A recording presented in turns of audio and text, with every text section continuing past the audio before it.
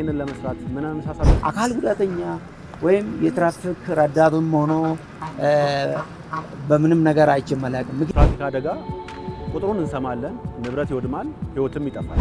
ባለንበት ከተማ ወጥተን የአንድ ሰው ነፍስን እንታደግ። በ12 ዓመት ያስተናገርከው የአካል ጉዳት ዳፋውን ጥሎ አልፏል። እናቴ 7 ብር ከ50 ወጣብኛለች። የአካል ጉዳት አልጣለህም ወይም ደግሞ ሰብሮ አላስቀመጠህም። አትችልም ማለት ለምን አካል ጉዳተኛ ስለሆንክ አትችልም ማለት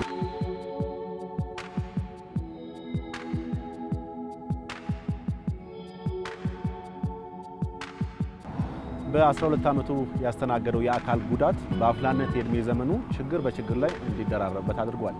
ነገር ግን እነኚህ ችግሮች ሰብረው አልጣሉትም። ነገን የተሻለ ለማድረግ ጥሯል፣ ግሯል። ይህም ስኬታማ አድርጎታል። የዛሬው እንግዳችን ችግር ያልጎተተው አካል ጉዳት ያበረታው ወጣት ነው። ከወጣቱ ጋር ቆይታ ይኖረናል። ህይወቱን እንደዚሁም ኑሮውን ያካፍለናል። አብራችሁን ቆዩ። የተለመደ ግብዣችን ነው። እንዴት ነህ? ስላገኘው በጣም ደስ ብሎኛል። ቴንኪው፣ አመሰግናለሁ አባቴ። እንግዲህ ዛሬ ካንተ ጋር ቆይታ ልናደርግ ነው የተገናኘ ነው። የምናነሳቸው ጉዳዮች የበጎ ፈቃድ አገልግሎት ላይ ተሰማርተሃል። እንደው ይሄንን ስራ ለመስራት ምን አይነት ስሜት ፈጠረብህ? ምን አነሳሳ የሚለውን ቀዳሚ ላድርግ። ይሄንን በጎ ፈቃድ ለመስራት ያነሳሳኝ ምክንያት እንደምታውቀው እኛ ከተማ ላይ መንገድ በጣም ጠባብ ነች። በዚህቹ ጠባብ መንገድ ላይ አቋርጦ ወደ ትምህርት ቤት የሚገቡ ልጆች በጣም ብዙ ናቸው፣ ከቁጥር በላይ ናቸው። እና እንዳጋጣሚ አንድ ልጅ ተመቶ ነበር እዚህ ጋር እና እሱም በማየት ለምን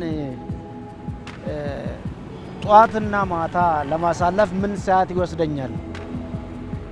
ለምን አላሳለፍም? እነዚህ ልጆች ከሞት ብታደጋቸው ከምለው አንፃር አሰብኩኝና ቢያንስ አንድ 10 ልጆች ይሆናሉ ከኔ ጋር ዝም ብዬ በየግሉ አናግሬ ልጆቹም በጣም እዚሁ ከህብረተሰቡ መሃል ደግሞ በጣም ተወዳጅ እንትን ነኝና ልጆቹ በጣም ወዱኛሉ፣ እኔ በጣም ይሰሙኛሉና ከዛ እኔ ቀጥታ ልጆቹን አገኘዋቸው። ልጆቹን አገኘቼ መንገድ ትራንስፖርት ገብቼ እንደዚህ ልጆች አገኘቻለሁ በጎ ፈቃድን ስራ ምናምን ብዬ አሳወቅኩት። ከዛ እንዳሳወቅኩት ወዲያውኑ እነሱም በቃ ደስ ብሎናል ምናምን ብሎኝ ስልጠና ሰጡንና ስልጠና ወሰድን። ወዲያውኑ ቀጥታ ወደ ስራ እንድንወጣ አደረጉን። ስራ እንውጣ እንጂ የስራ ፍላጎት ወይም የበጎ ፈቃደኝነት ስራውን በጣም ፍላጎት ስላለን ኢቭን ይሄንን ልብስ በራሳችን ብር ገዝተን የበጎ ፈቃድ ስራውን መታወቂያን በመንገድ ትራንስፖርት አማካኝነት ማህተም ብቻ ነው የሰጡን እንጂ ምንም የሰጡን ነገር የለም።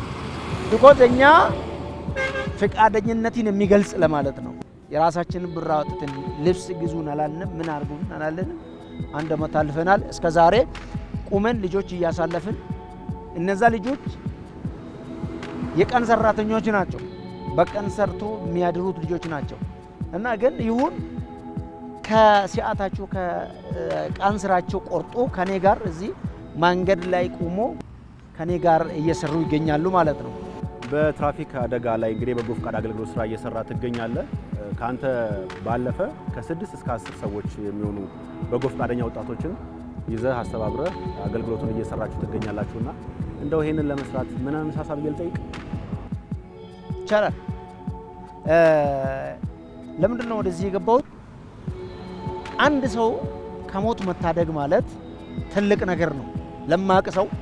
እኛ አሁን ከሰው የሆነ ነገር እናገኛለን፣ ከሰው የሆነ ነገር እንወስዳለን ብለን ሳይሆን እኛ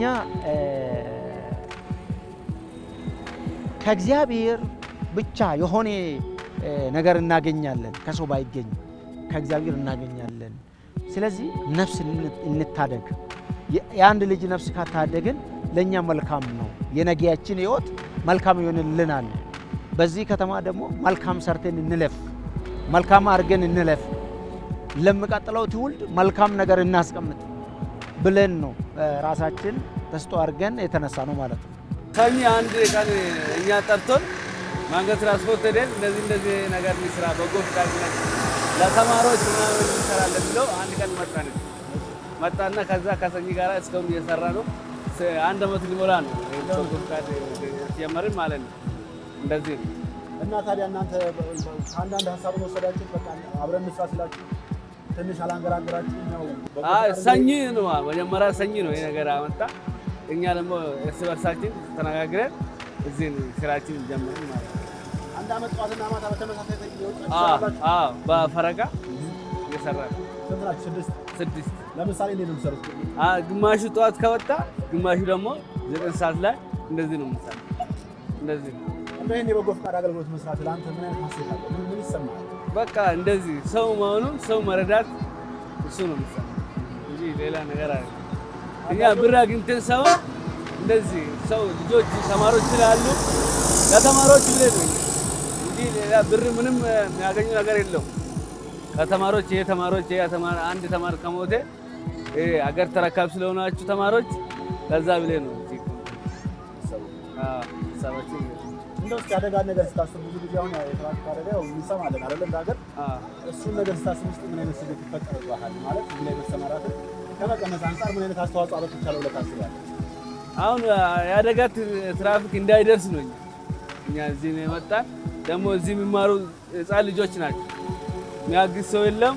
ለዛ ነው ስለዚህ ቀጥላል ከዚህ በኋላ አሁን እንሰራለን። ጠዋት ከ12 ሰዓት እስከ 3 ሰዓት ከሰዓት ደግሞ ከ8 ተኩል እስከ 10 ሰዓት ቁመን ተማሪ አሳልፈን ነው የምንገባው ማለት ነው።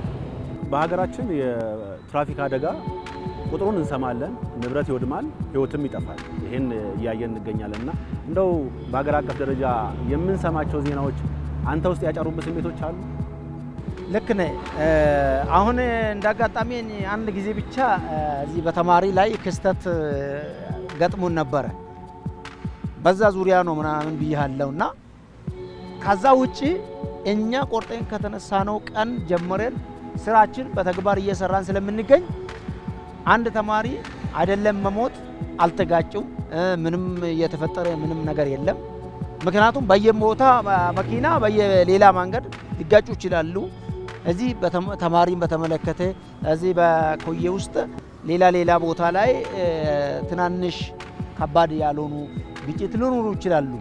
ነገር ግን እንደዚሁ ሰው ነፍስ ላይ የደረሰ ወይም ተማሪ ላይ እንደዚህ ራሱን ያላወቀ ሕፃን ነው በዚህ መንገድ የሚያልፈው ማለት ነው።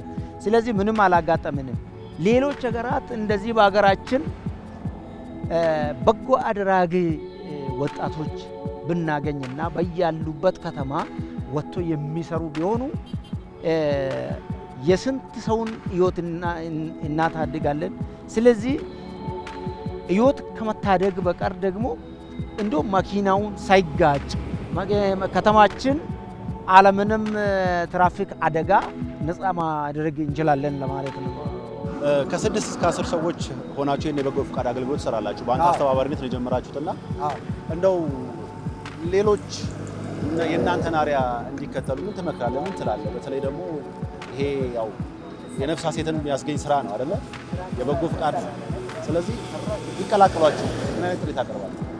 አሁን እኛ ምሳሌ በመውሰድ ኢቭን ከሌሎቹ እኔን ምሳሌ በመውሰድ እንደ ሀገራችን ኢትዮጵያ እኔ አይቼም አላውቅም። በየከተማው በጣም ዞራለሁ አየዋለሁ። የለም ግን አካል ጉዳተኛ ወይም የትራፊክ ረዳቱም ሆኖ በምንም ነገር አይቼም አላውቅም። ምክንያቱም እኔ ራሴ አካል ጉዳተኛ ሆኜ ቤት ከሚቀመጥ አካል ጉዳተኛ ሆኜ አንድ ነፍስ መታደግ ይበልጠኛል ከማለት ነው መንገድ ላይ የወጣው። ከኔ ይማሩ ሙሉ አካል ያላቸው ሰዎች ልጆች፣ አባት እናቶች አሉ፣ ሴቶች አሉ። ስለዚህ በየከተማችን ባለንበት ከተማ ወጥተን የአንድ ሰው ነፍስን እንታደግ። ኢቭን እኛ ይህንን ተማሪ ማሻገር ብቻ ሳይሆን የትራፊክ ሕግን እናስተምራለን።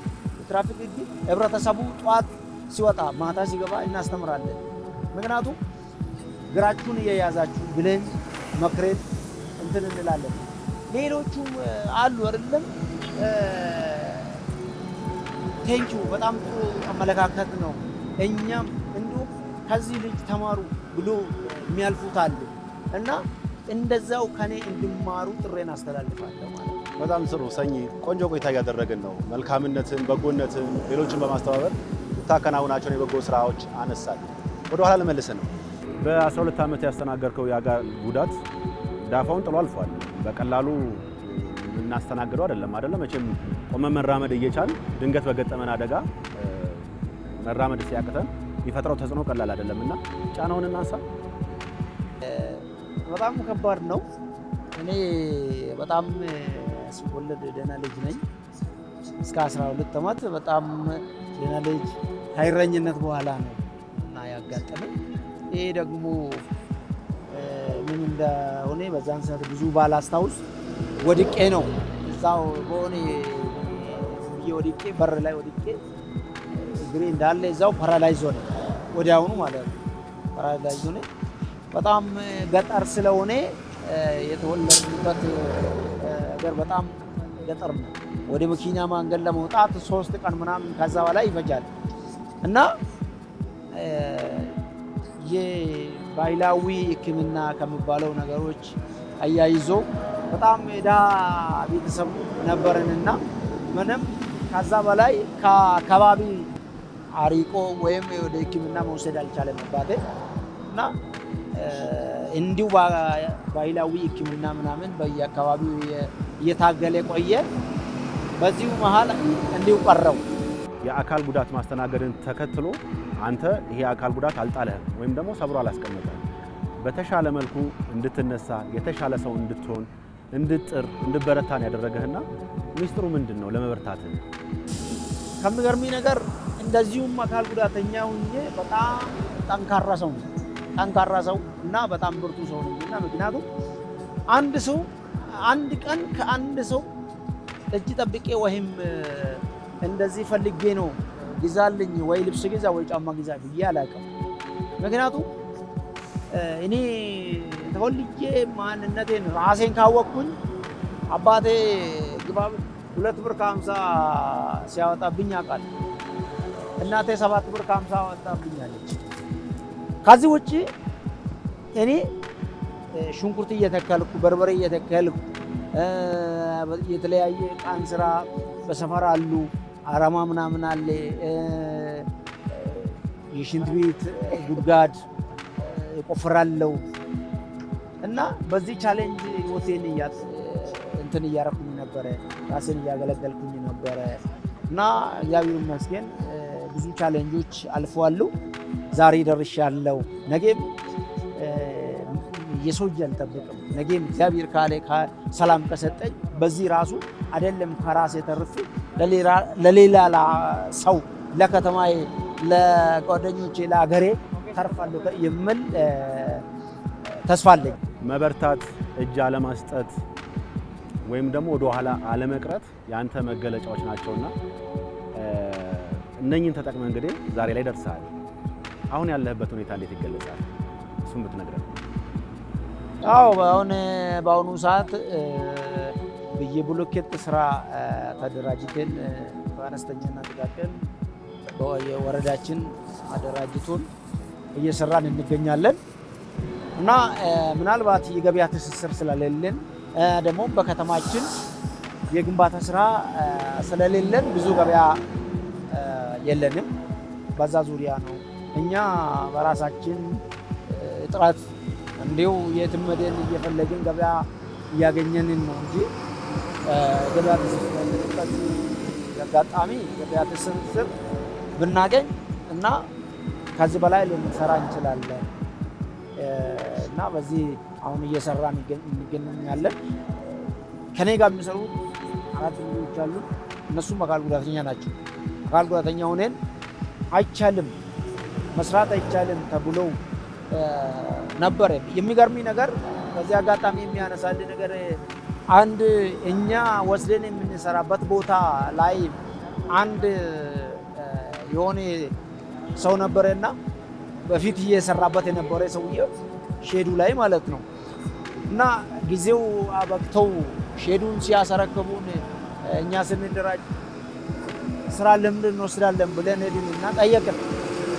ይሄ ስራ እንዴት ነው ያዋጣናል? እንዴት ነው የሚሰራ ምናምን እየጠየቁ ወይኔ አባቴ አይደለም ለአንተ ለኛ ራሱ በጣም ከብዶናል፣ አትችልም፣ ይሄን ስራ ዘርፉን ቀይር አለ።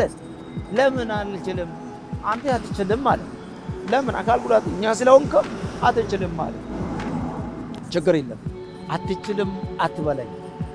አትችልም የተባልኩትን አስችዬ መገኘት አለብኝ ብዬ አሁን እየሰራን ያንን አይቻልም የተባለውን አስችልን አሳየነው። ሙሉ አካል ያላቸው ልጆች 10 በላይ የሆኑት ልጆች አጥረን ሙሉ አካል ያላቸው እያሰራን እንገኛለን። አልችልምን ተሻግረ እንደምችል አሳይታል። አዎ ደግሞ እየቻሉ ደግሞ አልችልም ብለው የሚቀመጡ አሉ። በዚህ አጋጣሚ ለነሱ ምን ትላቸዋለህ? እየቻሉ ደግሞ አልባሌ ቦታ የሚቀመጡ ተምሮ ጨርሶ ገና የሰውን እጅ የሚጠብቁ አልፎ ተርፎ ከተማ ውስጥ አልባሌ ቦታ የሆነ ጫት ሺሻ ቤት የተለያየ መጠጥ ቤት ዝም ብሎ የሰውን እጅ የሚጠብቁ በየሆቴሉ ሄዶ ቡሌን የሚለምኑ አሉ። ለነዚህ ሰዎች ዛሬ በየክልለ ከተማ በየከተማችን የስራ ዘርፍ የጥቃቅን አነስተኛ ቢሮ ስራ ዘርፍ እየፈጠረላቸው በሩን ከፍቶ እየጠበቀ ነው። እነሱ ፍቃደኛ ሆኖ ሄዶ ተደራጅቶ ስራውን መስራት ብቻ ነው። ስለዚህ ካኔ ተምረው ስራቸውን እንዲሰሩ ጥረን አስተላልፋለሁ። ሰኚ ከበበ ከኑረት ከህይወት ተሞክሮ ጥሩ አድርገህ አካፍለናል ብዬ አስባለሁና ጊዜን ሰውተህ ከኛ ጋር ቆይታ ስላደረክ ከልብ አመሰግናለሁ። ቴንክ ዩ። እኔም አመሰግናቸዋለሁ። መልካም ጊዜ ነው። ቴንክ ዩ።